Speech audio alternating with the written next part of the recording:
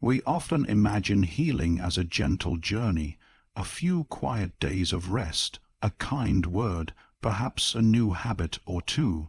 But true inner healing is not simply about patching up the wounds we can see. It is about facing the fractures within, the unspoken truths we've buried, and the parts of ourselves we have long abandoned. And here is the paradox. The path to becoming whole begins not by pouring yourself endlessly into others, but by turning toward yourself with the same dedication, compassion, and loyalty you have given away so freely. It is not selfish to prioritize yourself. It is self-responsibility. When you neglect your own needs in the name of love, duty, or fear, you become a stranger to your own soul. And strangers cannot offer genuine healing to anyone. Healing begins the moment you say, "My life, my needs, my wholeness matter." Imagine, for a moment, the silent ache of a jug that has not felt the weight of water in years. It once poured generously, quenching the thirst of many, yet now it sits cracked and brittle, its interior dry, echoing only the memory of what it once held. You may have been that jug, offering and offering, until there was nothing left inside you but dust. The tragedy is not merely the emptiness itself, but the illusion that you could continue to pour without replenishment, that love, care, and service could somehow be sustained on the fumes of self-neglect. This is the quiet suffering of countless souls who, in their longing to nurture others, have abandoned the very well from which true nourishment springs. Life has a way of presenting this lesson in the most unyielding of terms. There was a woman I once encountered whose entire existence was a testament to tireless giving. For decades, she rose each day to tend to her ill parents, her own children, and the unending needs of friends who leaned on her like a pillar that could never crumble. She carried their sorrows, their disappointments, their fears, as if they were her own. To the world, she was a beacon of strength. Yet, in the quiet hours, when no one was watching, she could feel her own soul receding into the shadows. And then, one day, her body spoke the truth she had long refused to hear. It collapsed under the weight of exhaustion. Lying in that hospital bed, she was confronted with a question that felt almost alien. What do you want for yourself? She could not answer, not because the question was too difficult, but because she had not lived as if her wants mattered. Her days had been shaped by duty, her identity defined by what she gave, and her sense of worth tethered entirely to her usefulness to others. She had mistaken constant giving for love, as if love were a currency to be earned through sacrifice alone. But love, when stripped of mutuality, becomes a slow erosion of the self, and her heart, so long denied its own tending, was parched to the point of cracking. We must understand that to give without renewal is to slowly dismantle the self. The jug that is never filled will eventually shatter under its own brittleness. In our culture, selflessness is often praised as the highest virtue, yet this praise can be a dangerous mirage. There is a profound difference between generosity born from abundance and generosity extracted from depletion. The former flows naturally, like a river fed by a mountain spring. The latter is a desperate siphoning from a well that is already running dry. Prioritizing yourself is not an act of vanity or selfish indulgence. It is the foundational act of self-preservation that allows all other acts of love to be authentic. Without the renewal of your physical vitality, your emotional stability, and your spiritual grounding, you are not truly giving.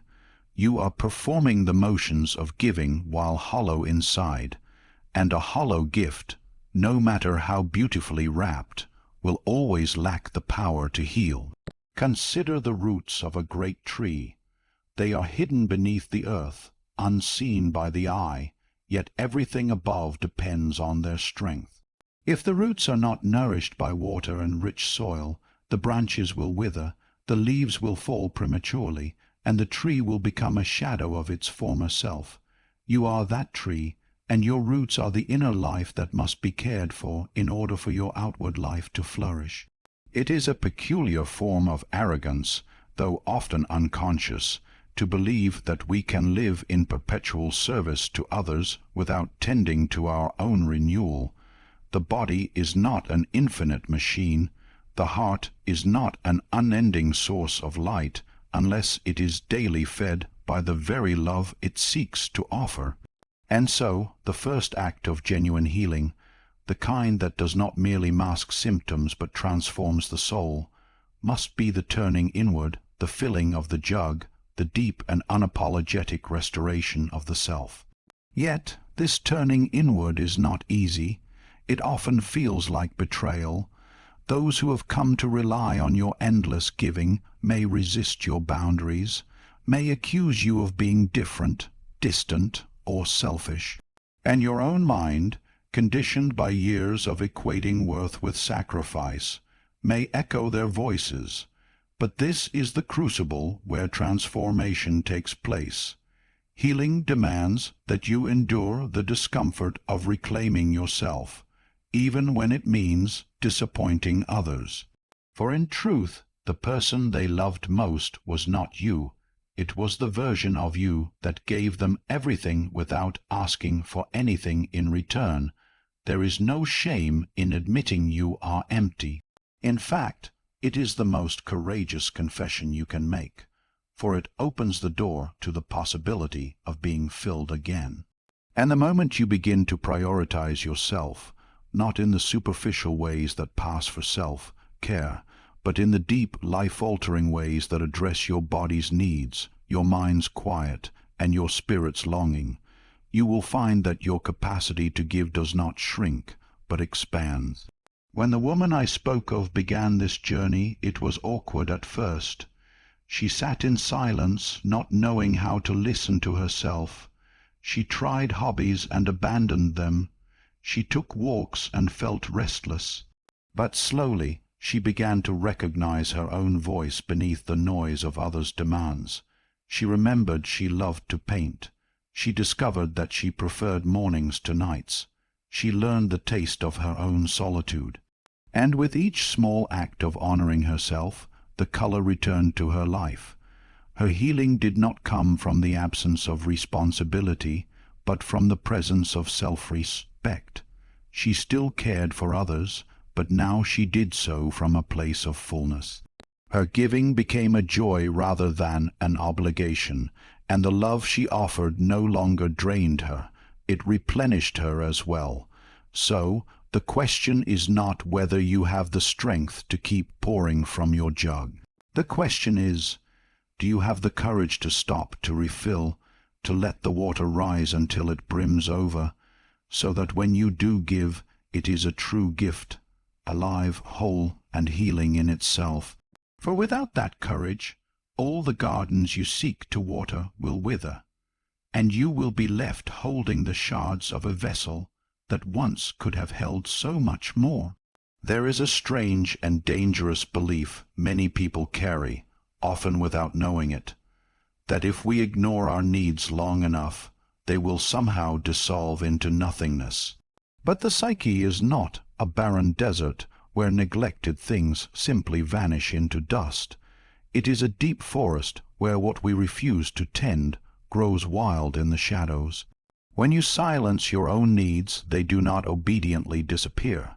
They descend underground into the hidden chambers of the unconscious, where they take on new and often destructive forms. These unmet needs become shape shifters. On the surface, you may appear composed, generous, and dependable, yet somewhere beneath, there is a slow, steady build-up of resentment. You may find yourself snapping at trivial inconveniences, procrastinating on things you once enjoyed, or withdrawing from those you love without really knowing why. This is the voice of the inner self, starved of care, finding whatever cracks it can to make itself heard. And if you continue to ignore it, the protest will grow louder, not only in your emotions but in your body. The connection between emotional neglect and physical suffering is not poetic exaggeration, it is a documented reality. In the field of psychosomatic medicine, countless studies have shown that chronic stress, particularly the stress of denying your own needs, erodes the immune system and disrupts the delicate balance of the body. The heart pounds harder, the gut rebels, the skin inflames, the breath shortens. Illness, in this sense, is not merely a malfunction of the body. It is the body's language when words have failed. It is the stage upon which your unacknowledged needs perform their protest. I once knew a man who embodied this truth to perfection. Outwardly, he was a model of success, a respected executive, deeply admired by his colleagues, loved by his family, and surrounded by friends. He prided himself on being available to everyone. If someone needed advice at midnight, he answered. If a crisis arose at work on a weekend, he came in without hesitation. To him, this was strength, loyalty, even love. But there was a bitterness in him that he could not explain, a sharpness that emerged over small and seemingly insignificant matters. A traffic delay could ruin his whole day. A minor mistake by a colleague could provoke a storm of anger. He told himself these reactions were about the incompetence of others, the pressures of his position, the stresses of modern life. But beneath all those justifications was the truth. His needs had been locked away for so long that they had transformed into an inner saboteur, quietly poisoning his joy. His constant availability to others meant he was perpetually unavailable to himself. It was only when he began to create space, true, uninterruptible space, that he noticed a shift. He started small, taking walks without his phone, resisting the urge to check his email with every breath. He read books in the quiet of his home, not for knowledge or productivity, but for the simple pleasure of being absorbed in another world. These were not acts of indulgence. They were acts of rescue. Slowly, the knots in his body began to loosen. His temper softened. He found himself laughing again, not out of politeness, but from genuine delight.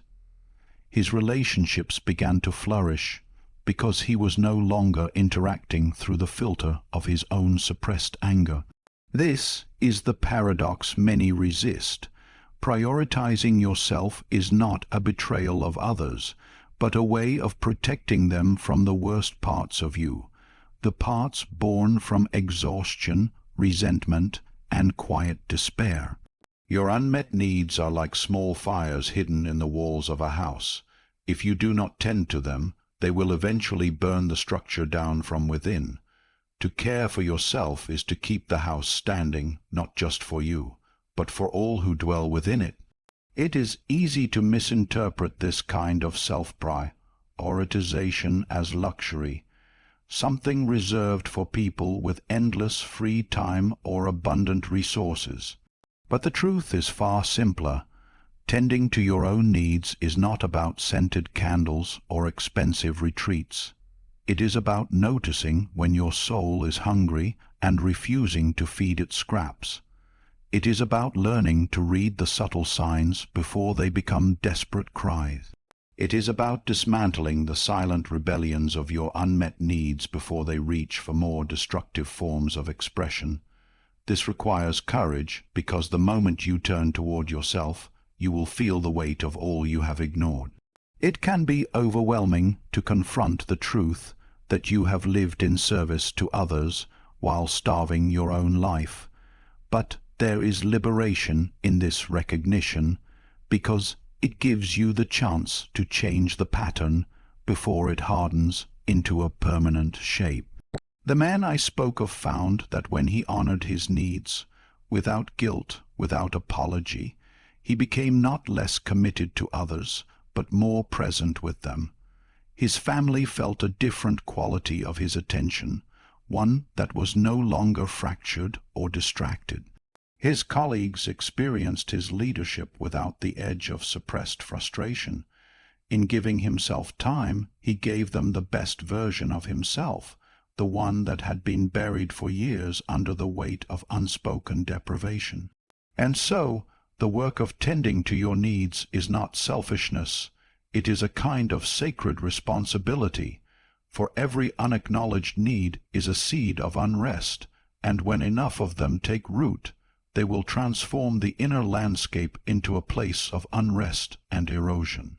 The choice then is clear. You can allow them to grow wild in the dark, feeding on your unspoken resentments until they choke the joy from your life, or you can bring them into the light, tend them like a careful gardener, and watch as they bear fruit, not only for yourself, but for everyone whose life is touched by yours. Every relationship you enter into, whether with a friend, a lover, a colleague, or even your own child, rests upon an invisible yet unshakable truth. You bring yourself into it, not the version of yourself you hope others will see, not the image you try to maintain, but the actual state of your inner being. And if that self is fractured, uncertain, or built entirely upon the shifting sands of others' approval, then the relationship will always carry that instability at its core. Many people mistake endless accommodation for love. They say yes to every request, bend to every need, and stretch themselves thin under the illusion that by doing so they are strengthening their bonds. But what is really being built is not love. It is dependence on a fragile foundation. If your sense of worth depends entirely on how much you do for others, then what you offer is not the gift of yourself, but a bargain. I will keep giving, so you will keep approving of me. This bargain is not love. It is fear dressed in generosity's clothing. And fear is a weak cemented cracks at the first sign of pressure. Think of the self as the foundation of a house. You can decorate the rooms with all the beauty you wish, hang the finest curtains, place flowers in the windows, fill the air with music, but if the foundation is cracked, every adornment will one day be overshadowed by the slow and certain collapse of the whole structure.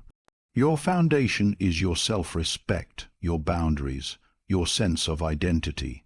Without these, the walls cannot stand. There was a young teacher who embodied this struggle.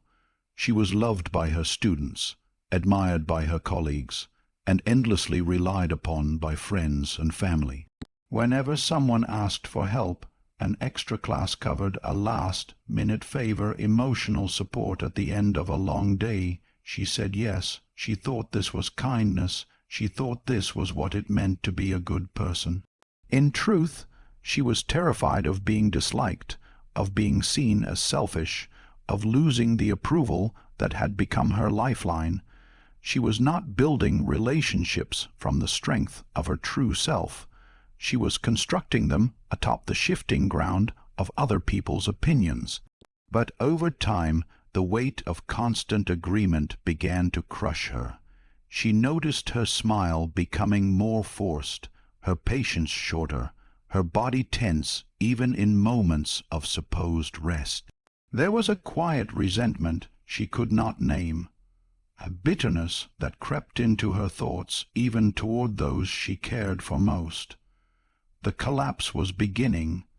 Then came the turning point. She started to say no. At first it was only in small ways, a politely declined invitation, a request for help met with, "I can't this time." Each refusal felt like an earthquake. She feared that the people in her life would turn away, that their warmth toward her would vanish. But something strange happened. Instead of rejection, she was met with respect. Those who valued her adjusted without anger. Those who only valued her compliance drifted away. And in their absence, her life felt lighter. She began to realize that when you stand firmly in yourself, others are forced to meet you on steadier ground. Those who cannot accept you with boundaries are not rejecting you. They are rejecting the loss of control over the version of you that existed to serve them. And in this loss, you gain something immeasurable, the power to bring your whole, unbroken self into every interaction. This is the essence of healthy connection. Love given from fear of disapproval is a fragile love. It must constantly be fed with sacrifice and agreement. But love offered from a place of self-respect is unshakable, because it is not built on the hope that the other will keep you whole. It is built on the truth that you are already whole. From this place, boundaries are not walls to keep people out. They are the structure that allows others to enter without causing collapse. When the self is strong, relationships cease to be negotiations for worth and become genuine exchanges of presence. You no longer measure your value by how much you give or how little you ask. You give freely because you want to, not because you must.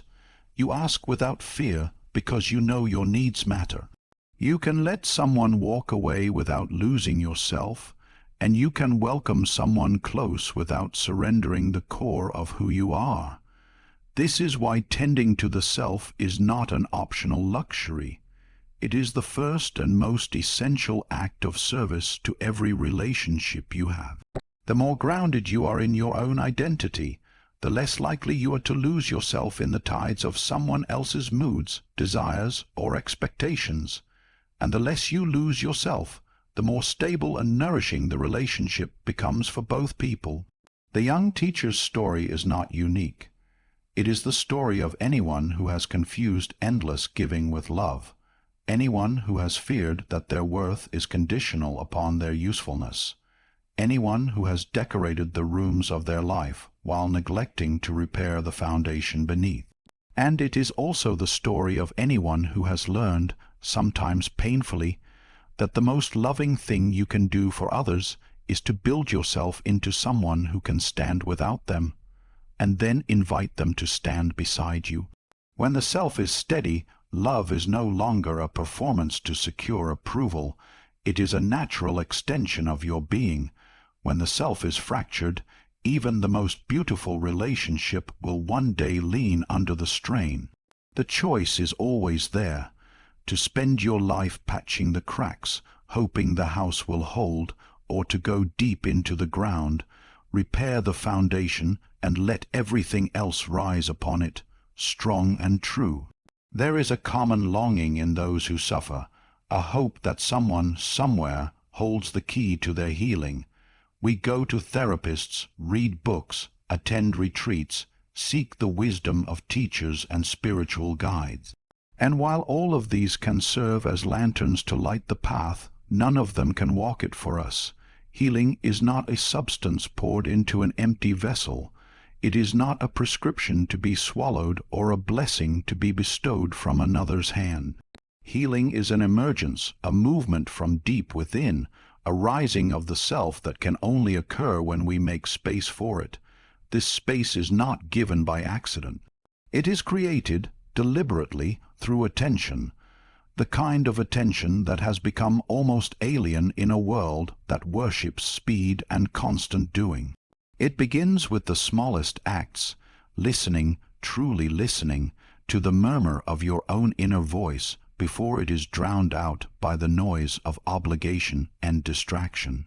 It means noticing your emotional triggers, not as inconveniences to be hidden, but as signals from within pointing you toward what is unresolved. It means honoring your fatigue as a truth to be respected, not a weakness to be overcome. It means granting yourself rest without guilt, without the endless justification that rest must be earned. In our culture, this is nothing short of a rebellion. We live in a time where worth is measured by productivity, where exhaustion is worn like a badge of honor, and where self-sacrifice is too often mistaken for virtue. To pause, to turn inward, to tend to yourself without apology, is to step outside of the collective trance. It is to choose life over mere survival. Science, too, has begun to affirm what the soul has always known. A study from the University of Michigan revealed that individuals who practiced intentional self-reflection and self-care showed far greater recovery from emotional trauma than those who relied solely on external coping strategies. This is not because therapists or books are unhelpful, but because they cannot substitute for the one thing only you can give yourself, your own undivided attention. Without that, all external help becomes a temporary scaffold on a building whose foundation remains unrepaired. The inward gaze is often misunderstood. Some imagine it as a withdrawal from life, a turning away from responsibility, a kind of self-absorption that leaves the outer world unattended. But in truth, the opposite is so. The inward gaze is not an escape from life. It is a return to the source from which all life flows. It is the wellspring you have been drinking from unconsciously, and when you draw from it deliberately, the water is clearer, richer, more sustaining. Consider the person who never stops moving. They fill their days with activity, their mind with distraction, and their heart with the needs of others. They believe they are strong because they have not collapsed. But strength is not the absence of collapse. It is the presence of roots deep enough to hold you steady when the storms come. And roots do not grow in constant motion. They grow in stillness, in the quiet work beneath the surface, in the nourishment that comes when nothing seems to be happening. I have seen people spend years searching for the right healer, the right method, the right breakthrough moment. Yet when they finally create the space to simply be with themselves, without an agenda, without the need to perform or prove, they begin to notice something stirring within them. The pain they thought they had to conquer begins to soften. The questions they thought someone else needed to answer begin to find their own responses. The strength they thought they lacked reveals itself as something that had been quietly waiting for recognition all along. This is why prioritizing yourself is the key that unlocks authentic healing.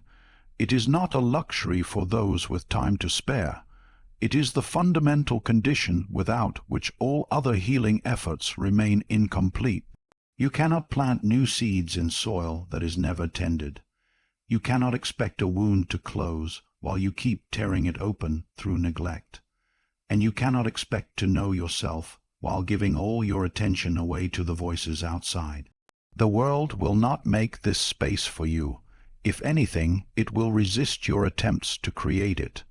The demands will keep coming, the noise will keep calling, and the temptation to return to the familiar patterns of busyness will be constant. But healing asks for something different. It asks for the courage to disappoint the world in order to be faithful to yourself. There is a deep paradox in this. When you begin to turn toward yourself, you may feel selfish, even guilty. You may fear that others will think you have changed, that you are less generous, less devoted, and perhaps some will. But those who love you in truth will understand, and those who cannot accept your wholeness are not truly harmed by your absence. They are simply losing the version of you that existed at the expense of your own well-being. When you give yourself the attention you have long denied, you begin to notice subtle shifts. Your body starts to loosen its grip on tension. Your mind grows quieter. Your emotions, once unpredictable and consuming, become clearer signals rather than overwhelming floods. And as you reclaim this inner stability, you find that you can engage with life more fully, not less. You can listen more deeply to others because you are no longer listening through a fog of your own exhaustion. You can give without fear of depletion because your well is being replenished daily. Healing, then, is not a distant event that arrives when all the outer pieces of your life are arranged just so. It is a living process that begins the moment you make yourself a priority, not as an afterthought, not as a reward for enduring more, but as the starting point of everything else. When you do this, you discover that the most profound transformations do not come from what others do for you, but from what you allow yourself to become when you finally stop abandoning your own depths. When the soul is nourished and the self is firmly grounded, something remarkable happens. You cease to relate to others from a place of depletion. Instead, You begin to radiate a kind of presence that others sense instinctively, even if they cannot name it. This is the paradox. What begins as an act of turning inward ultimately expands outward, touching those around you in ways far deeper than the strained, self-forgetting care you once offered. The difference is subtle yet profound. When your boundaries are clear and your energy replenished, your giving is no longer laced with quiet resentment or the hidden hope for approval. You are no longer feeding others from a well that runs dry. Instead, you offer from an overflow that cannot help but spill into the lives of those you love. There is a certain clarity that comes when you have tended to your own inner landscape. Imagine a lighthouse standing on a rocky shore. Its beam is steady, not because it strains to be so, but because its structure is sound and its light well tended. Ships at sea depend on it not for frantic signals, but for the calm, unwavering guidance that lets them find their way. You become such a lighthouse when you prioritize yourself, not to shine for your own vanity, but to serve as a point of stability in a world where so many feel unmoored. People who come to you will find rest in your presence, not because you have taken on their burdens, but because you carry your own life with grace and integrity. Consider the mother who, after years of giving every waking moment to her children, decided to claim her weekends as her own. At first, guilt gnawed at her. She worried they might feel neglected or resentful. Yet the opposite occurred. Her children began to develop a quiet independence. They learned to prepare their own meals, to resolve small conflicts without rushing to her, and to respect her need for solitude. In time, they also began to mirror her example. They saw that caring for oneself was not selfish but necessary. The household, once tense and hurried, became more peaceful. And she, no longer running on frayed nerves, found herself laughing with them more, listening more attentively, and loving without the constant shadow of exhaustion. This is the nature of true availability. You are not present only in body while your mind aches for escape. You are not performing care while a silent bitterness simmers underneath. You are wholly there, without the double weight of your own unmet needs dragging you into quiet resentment. It is the difference between handing someone a cup you've poured from your own abundance and offering them the last drop while your own thirst burns inside you. The former nourishes both, the latter leaves one satisfied and the other diminished. Many resist this truth because the world has taught us to conflate selflessness with worthiness.